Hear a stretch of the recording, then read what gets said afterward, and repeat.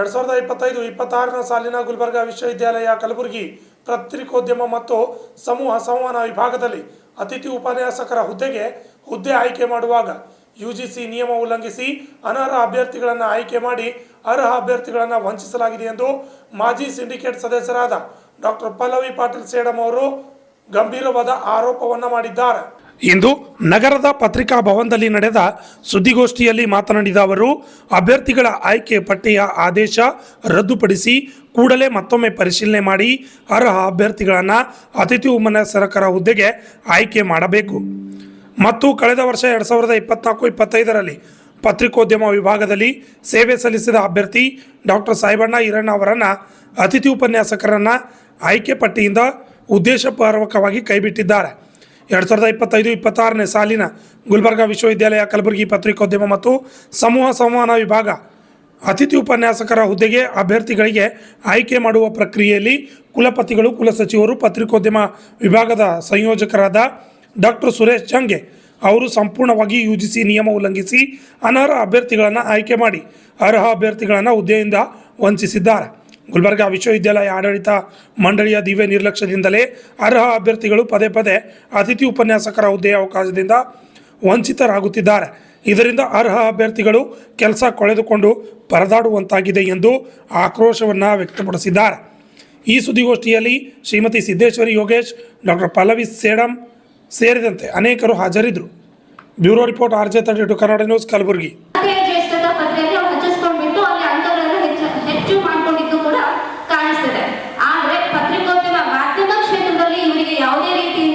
ಅವಾರ್ಡ್ಗಳು ಸಿಕ್ಕಿಲ್ಲ, ಶಿಕ್ಷಣ ಕ್ಷೇತ್ರದಲ್ಲಿಯೂ ಕೂಡ ಇವರಿಗೆ ಯಾವುದೇ ರೀತಿಯಿಂದ ಅವಾರ್ಡ್ಗಳು ಸಿಕ್ಕಿಲ್ಲ, ಮತ್ತೆ ಸರ್ಕಾರದಿಂದ ಅವಾರ್ಡ್ಗಳು ಸಿಕ್ಕಿಲ್ಲ.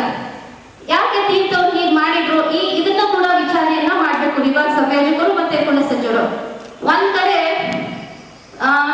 ಡಾಕ್ಟರ್ ಅಶೋಕ್ ಅಂತ ಇದ್ದಾರೆ, ಅವ್ರು ಹೇಳ್ತಾರೆ ಮಹಿಳಾ ಅಭ್ಯರ್ಥಿಗಳನ್ನ ತಗೊಳ್ಬಾರ್ದು ಅಂತ ಹೇಳಿ ಕುಲಪತಿಗಳ ಚೇಂಬರ್ ನಲ್ಲಿ ಹೋಗಿ ಕೆಲವು ಸಂಘಟನೆ, DSS ಸಂಘಟನೆ ಮತ್ತೆ ಇನ್ನು ಇನ್ನಿತರ ಸಂಘಟನೆಗಳ ಪ್ರಮುಖರಿಗೆ ಕರ್ಕೊಂಡು ಹೋಗ್ಬಿಟ್ಟು ಅಲ್ಲಿ ದಬ್ಬಾಳಿಕೆ ಮಾಡಿದ್ದು ಕೂಡ ಆಗಿದೆ. ಮಹಿಳಾ ಅಭ್ಯರ್ಥಿಗಳನ್ನ ಆಯ್ಕೆ ಮಾಡಬಾರ್ದು ಅಂತ.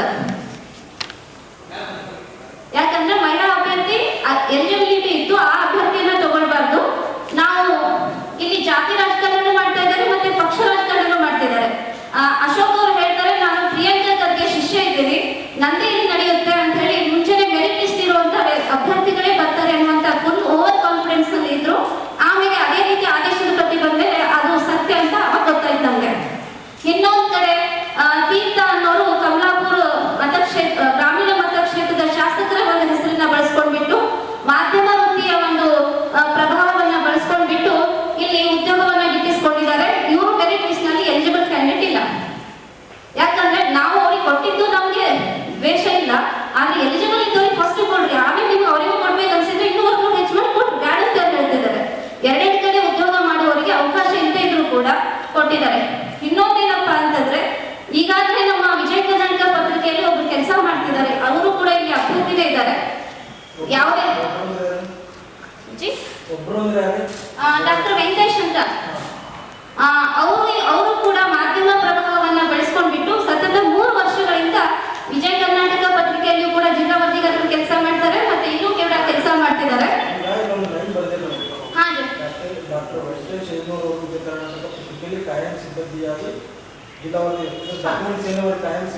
ಅದನ್ನ ಈಗ ತನಿಖೆ ಮಾಡುವಾಗ ನಾವು ಅದನ್ನ ವಿಶ್ವವಿದ್ಯಾಲಯಕ್ಕೆ ಕೊಡ್ತೀವಿ ಸರ್.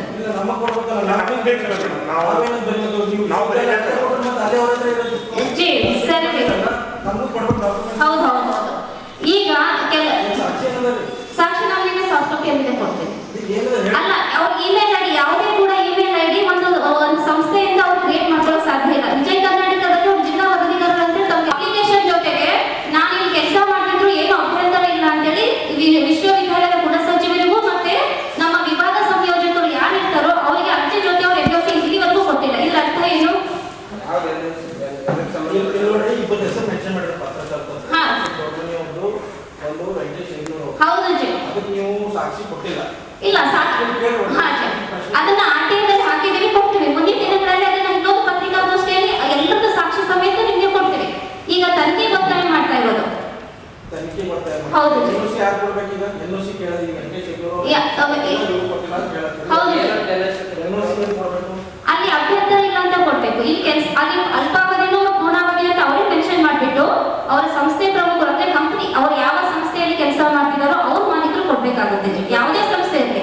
ಜಿ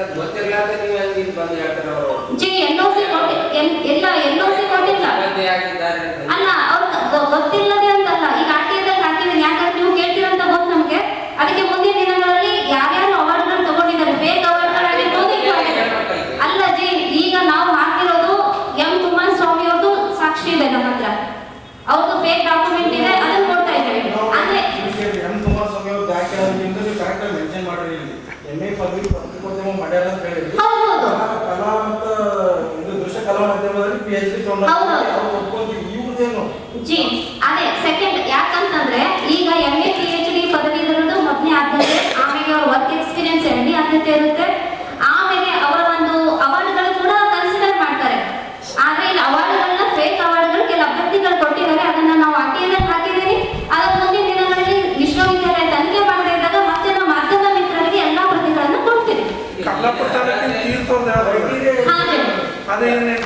ಇಲ್ಲ ರೀ, ಅವ್ರ ತೀರ್ಥವಾದ್ರು ಫೇಕ್ ಇಲ್ಲ, ಆದ್ರೆ ಅವ್ರ ಎಲಿಜಿಬಿಲಿಟಿ ಇಲ್ಲ. ಯಾಕಂತಂದ್ರೆ 2 ವರ್ಷ ಸಾಯಿಬಣ್ಣ ಅವ್ರದಿದೆ, 1 ವರ್ಷ ಅವ್ರದಿದೆ. ಹೀಗಾಗಿ ಮೆರಿಟ್ ಲಿಸ್ಟ್ ನಲ್ಲಿ ಬಂದಾಗ ಸಾಯಿಬಣ್ಣ ಅವ್ರಿಗೆ ಆಯ್ಕೆ ಮಾಡ್ಬೇಕಾಗುತ್ತೆ. ನಮ್ಗೆ ತೀರ್ಥ ಅವರಿಗೆ ತಗೊಂಡಿದ್ದಕ್ಕೆ ನನ್ನ ಆಕ್ಷೇಪಣೆ ಇಲ್ಲ. ಇಲ್ಲ ಇಲ್ಲ, ಹೌದು, ಅವ್ರು ಅದನ್ನು ಪ್ರಭಾವ ಪಡಿಸಿ ಇವ್ರ ಅಂಕಗಳನ್ನ ಕಡಿಮೆ ಮಾಡಿಸಿದ್ದಾರೆ. ಸಾಯಿಬಣ್ಣ ಅಂಕವನ್ನ ಸ್ಕೂಟಿ ಕಮಿಟಿಯಲ್ಲಿ ಅದನ್ನ ಮಾಡಿಸಿಬಿಟ್ಟು ಸ್ಕೂಟಿ ಕಮಿಟಿಯಲ್ಲಿ ಅಂಕಗಳು ಕಡಿಮೆ ಮಾಡ್ತಾರೆ. ಹೌದು ಜಿ, ಅದನ್ನ ತಾವು ಕೂಡ ಮುಂದಿನ ದಿನಗಳಲ್ಲಿ ಅವತ್ತಿನ ಸಂದರ್ಶನದ ದಿನ ಏನಾಯ್ತು ಮತ್ತೆ ಆ ಸ್ಕೂಟಿಯಲ್ಲಿ ಯಾವ್ಯಾವ ತರ ಮಾಡಿದ್ದಾರೆ ನಿಮಗೆ 100% ನಾನು ಕೊಡ್ತೇನೆ. ಮಾಡಿಲ್ಲ, ಅದೇ ಸಮಸ್ಯೆ ಜಿ. ಈಗ ಅವ್ರು ಕೇಳಿ UGC, ನನ್ನ ಹೆಸರು ಡಾಕ್ಟರ್ ಸಾಯಿಬಣ್ಣ ಈರಣ್ಣ ಗುಡ್ಬ ಅಂತ. ಕಲಬುರಗಿ ವಿವಿಯ ಪತ್ರಿಕೋದ್ಯಮ ಅತಿಥಿ ಉಪನ್ಯಾಸಕರಿಗೆ ಅರ್ಜಿ ಹಾಕಿ ಅಲ್ಲಿ ಆಯ್ಕೆಯಾಗಿರೋದಂಥ ವಂಚಿತ ಅಭ್ಯರ್ಥಿ ನಾನು. ಇಲ್ಲಿವರೆಗೆ ಏನು ಮೇಡಮ್ ಅವರು ಹೇಳಿದರು, ಬಟ್ ಇಲ್ಲಿ ನನ್ನ ಕೆಲವೊಂದು ವೈಯಕ್ತಿಕ ಅಭಿಪ್ರಾಯಗಳನ್ನು ಕೂಡ ನಾನು ಹೇಳಕ್ಕೆ ಇಷ್ಟಪಡ್ತೀನಿ.